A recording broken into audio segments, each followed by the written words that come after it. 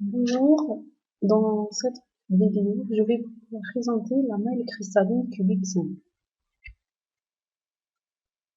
Donc, le premier exercice de la série 1, on considère les structures suivantes du système cubique, cubique simple, cubique centré et cubique face centré. La première question donne les positions atomiques permettant de définir parfaitement chacune des trois structures. La deuxième question, pour chaque type de réseau P, I et F, on déterminera le nombre de premiers et de secondes voisins, la distance entre premier et seconde voisins, les vecteurs de base de la maille simple ainsi que son volume, la compacité et à la fin quelle est la structure la plus dense. On commence par la structure cubique simple P.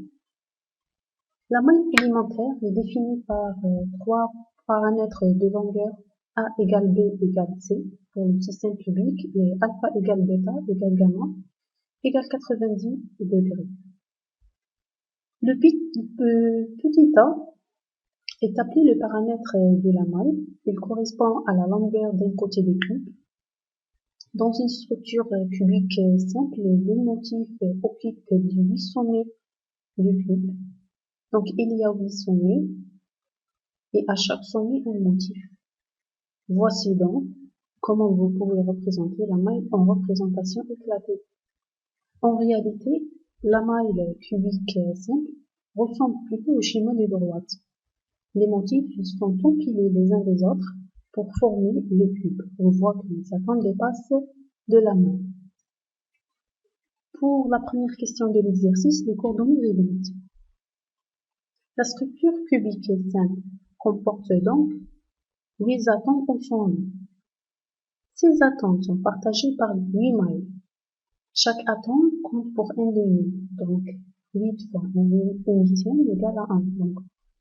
Donc, dans la structure cubique simple, on a un atome par maille. Donc, on prend les coordonnées réduites comme un atome de l'origine de coordonnées 0, 0, 0.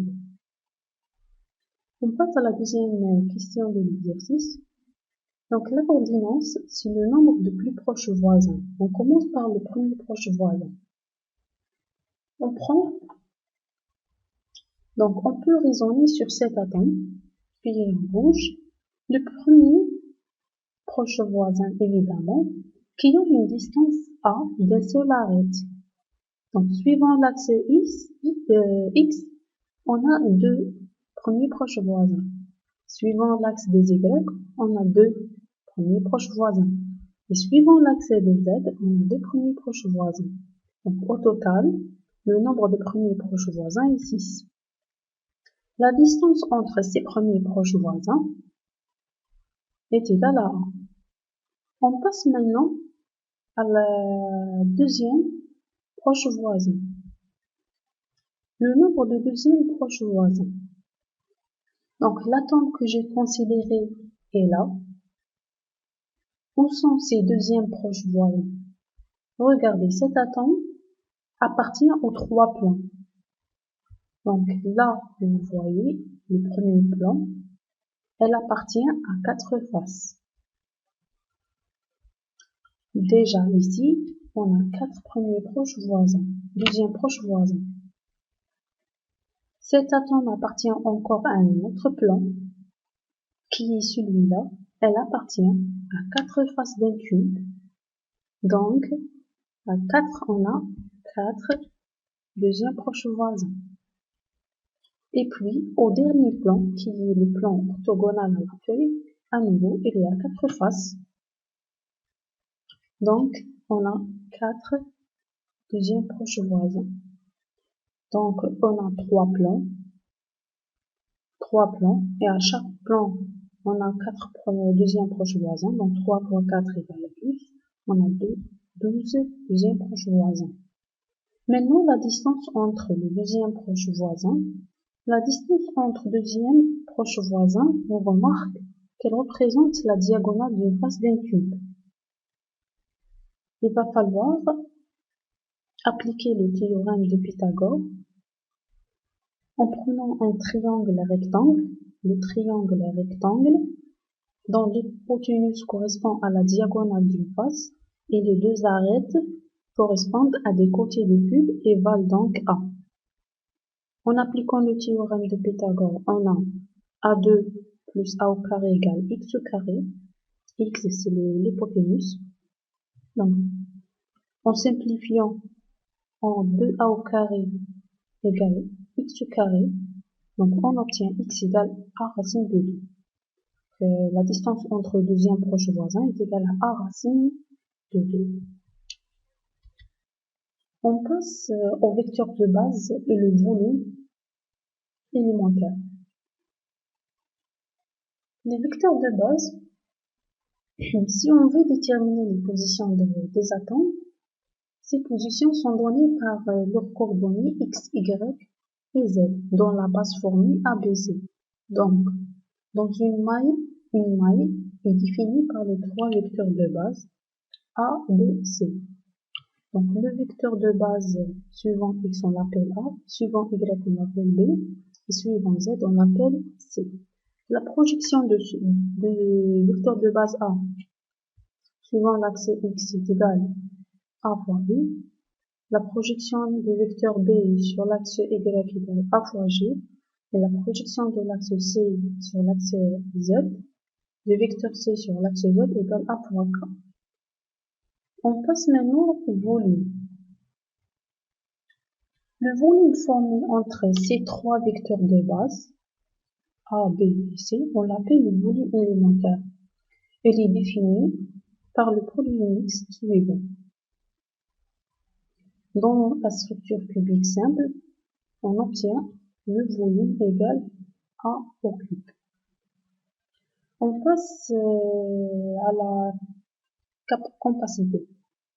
Donc, la compacité, c'est le taux de remplissage de l'atome par les entités chimiques qui la composent.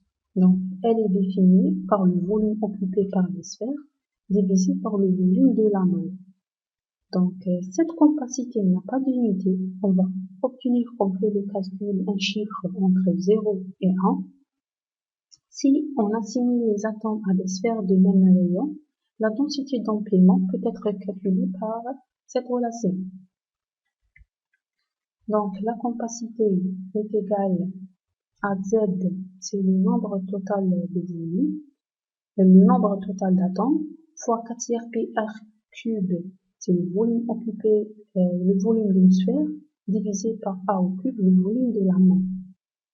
Je vous donne un conseil pour pouvoir calculer cette compacité. Je vous conseille de diviser votre calcul en 3 étapes. La première étape, ça va être de calculer la multiplicité de la maille, c'est-à-dire le nombre d'atomes par maille. La deuxième étape, ça va être d'exprimer le rayon atomique suivant le paramètre A. Donc, chercher la relation entre A, R, le rayon atomique, et A, le paramètre de la maille. Et la troisième étape, ça va être simplement d'appliquer la relation de compacité. Donc, la première étape, c'est la multiplicité sur le nombre de sphères de motifs appartenant à la maille élémentaire. On va vouloir calculer le nombre de motifs par maille, car on a vu qu'une maille est entourée par d'autres mailles, donc un motif à chaque sommet ne compte pas pour un. Donc, le schéma suivant nous dit si un motif est au sommet, il compte pour 1/8, s'il est sur les arêtes, compte pour 1/4, sur les faces, compte pour 1/2, et au centre d'un cube, compte pour 1. Donc, on passe à notre structure cubique simple. En fait, un motif appartient à plusieurs mailles continues. Donc, un motif au sommet va appartenir à 8 mailles. Et un atome au sommet compte pour 1/8. Donc, comme on a 8 atomes au sommet, et chaque atome contribue de 1/8. Donc, la multiplicité Z dans la structure cubique simple égale 8 sommets fois 1/8 la contribution de chaque atome. Donc, on a A, 1. Dans la structure cubique simple, on a un atome par maille. On passe maintenant à la relation entre A et R. Pourquoi on cherche cette relation? Généralement, dans les énoncés d'exercice, vous avez soit le paramètre de Euler, soit le rayon atomique R. Donc, il faut qu'on exprime A en fonction de R. Quand on prend la structure cubique simple et qu'on voit sur la face au-dessous, on remarque que les quatre entités sont en contact le long des arêtes. Donc, les sphères sont tangentes. Si je parcours A, la distance A, je parcours donc 2 fois le rayon atomique. Donc, le contact entre atomes dans la structure cubique simple est au niveau de l'arête. Donc, la relation entre A et R, on a A égale 2 fois R. Autrement dit, R égale A sur 2. On remplace ça dans la formule de compacité et on trouve. On va donc passer à la troisième et dernière étape qui est le calcul de compacité. Donc, on a trouvé la multiplicité égale à 1. Donc, on a dans la structure cubique simple un atome par normal. On assimile les motifs à des sphères de volume 4 tiers pi r cube. Le volume des sphères total dans la structure cubique simple, c'est Z, le nombre d'atomes, fois 4 tiers pi r cube. Comme on a un atome par moyenne, donc le volume du motif total, c'est 1 fois 4 tiers pi r au cube. On a trouvé la relation entre A et R pour le cubique simple, A égale 2R. Autrement dit, AR égale A sur 2. On obtient donc la relation de compacité, C égale 4 tiers pi, normalement R au cube. On remplace R, donc A sur 2 au cube. On trouve A au puissance 3 sur 8, divisé par le volume du normal, A au cube. On trouve P sur 6 qui est égal à 0,566. Ça veut dire que 52% du cube est occupé par les atomes et 48% du cube est vide. Voilà, c'est touche à sa fin. Dans la prochaine, nous parlerons du cubique centré.